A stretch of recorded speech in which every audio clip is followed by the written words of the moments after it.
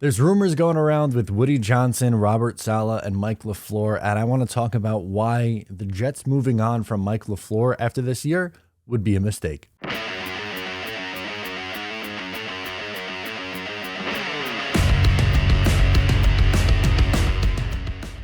Hey, what's going on? Matt O'Leary back with another video. Today I am discussing the idea of moving on from Mike LaFleur and the fake rumors that really came out. And I'm calling them fake because I don't see possibly how the Washington Post is going to be getting information on the inner workings of the New York Jets at One Jets Drive. And there were Jets reporters on the beat who denied those rumors and said that they didn't believe that Woody Johnson never really liked Robert Saleh or doesn't get along with Robert Saleh now. So I'm going to go through the quote.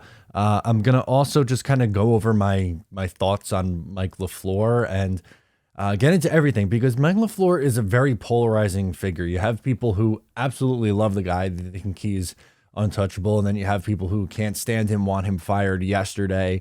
And I think I find myself somewhere in between. So let's start with the quote. We'll read right here.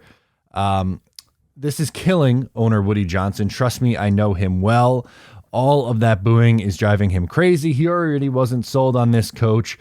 He's going to want offensive coordinator Mike LaFleur out and some changes to that staff. He can't help himself. Weren't they 6-3 at the bye, and now they're getting booed out of their own stadium at Christmas? I'm telling you, something is going to happen there. To me, that would be a massive overreaction or overcorrection for the New York Jets, because realistically, what we've seen, not just this year, but even at times last year, was the offense having success with a variety of different quarterbacks. Mike White has come in and played well. Joe Flacco at times, really more so last year than this past year, has come in and played well. Josh Johnson even had to come in at one point last year and play well. The problems with the offense was that Zach Wilson wasn't able to consistently do the little things correct. And there were moments where Zach Wilson looked good, but it was never really a full game performance where Zach Wilson put together just an absolutely stellar performance. And we've seen it time and time again this year where guys are open and Zach Wilson is missing them. So that means that Robert Saleh and Mike LaFleur, or really more Mike LaFleur's scheme, is working, that guys are getting open. And no, this is not me coming out here and saying that Mike LaFleur is a perfect offensive coordinator. He isn't. He isn't without flaw. He doesn't deserve absolutely no criticism at all. But to me, I just think that he is being scapegoated by a large portion of the fan base for Zach Wilson's struggles. And yes, some are going to say, well, isn't it his job to develop Zach? And I guess to an extent that is true.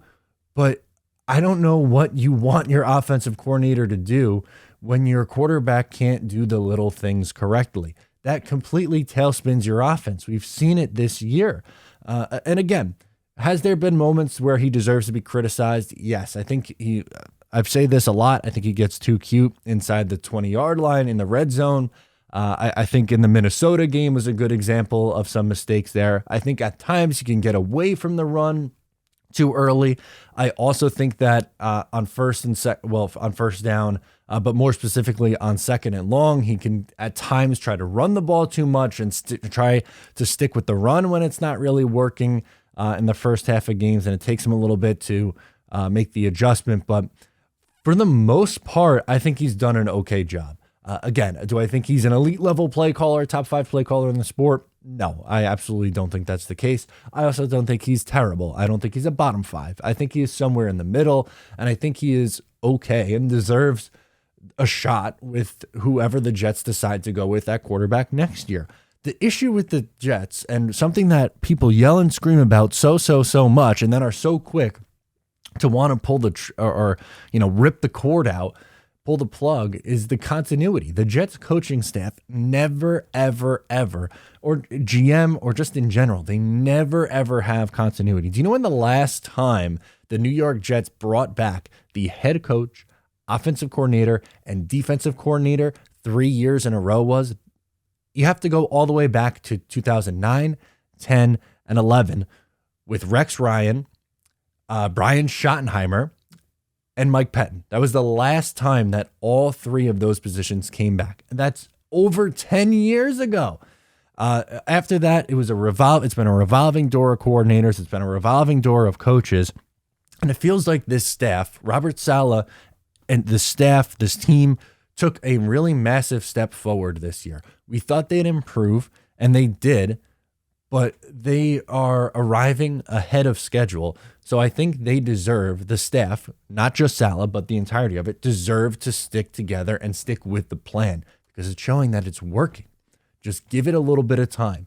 If next year with whoever they have at quarterback, things aren't working out, they're a bottom 5 offense in the league, that is a different conversation to be having about the OC. But we've seen multiple examples this year. The one that jumps out a ton is the second New England game where guys were open and the quarterback could not find them. I think it would be a mistake for the New York Jets to pull the plug on Mike LaFleur this year. I think they deserve to bring him back. I think he deserves to keep his job going forward. Let me know what your thoughts are down below on number 1, Mike LaFleur, number 2, these rumors, and just anything else. Get after me on social media. Please make sure to subscribe, leave a like, comment, share with a friend, all that good stuff. I'm Matt O'Leary, and I will catch you next time.